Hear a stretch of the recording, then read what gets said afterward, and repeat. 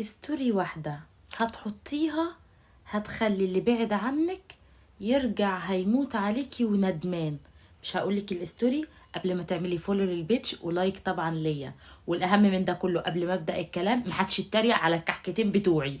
لو شفت كومنتات الناس بتتريق عليهم هتشوفوا مني تصرف مش هيعجبكم.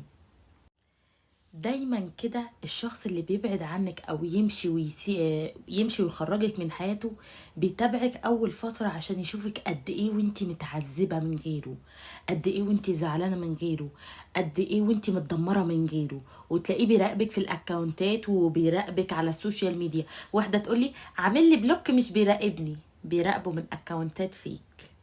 بيدخل يكلم صاحبه يكلم صاحبته علشان يراقبك. بيعمل اي حاجة. اي واحدة راجل فسخ معاها خطوبته، طلقها، كانوا مرتبطين ارتباط عادي وانفصلوا، بيراقبك اول فترة عشان يطمن ان انت تعبانة من غيره، وان انت طالع عينك، وان انت بتعيطي على طلاله، وان انت متدمرة من غيره، وان من بعده ما شفتيش رجالة تاني. طب ايه الحل؟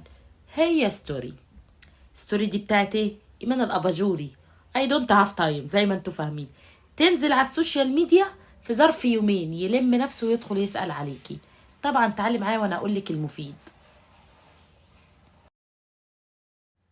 طيب ايه هي الستوري؟ همسك بقى السوشيال ميديا بتاعتي، ستوريهات وانا خارجه، وانا لابسه، لو رفيعه اتخن، لو تخينه خس. واخده بالك؟ عارفه الكيت بقى اللي هو يعني بصي عايزاكي تتحولي تحول تام في كل اللي يشوفك يقول اتغيرت. مش هو بس، كوافيرات، استوريهات، تغيير في شكلي، البس.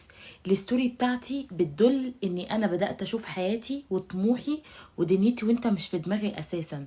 لو النهارده بالليل الساعه 12 سايبني، فانا بكره الصبح في النادي. الستوري بتاعتي الصبح، الظهر في ستاربكس باخد الكوفي بتاعتي.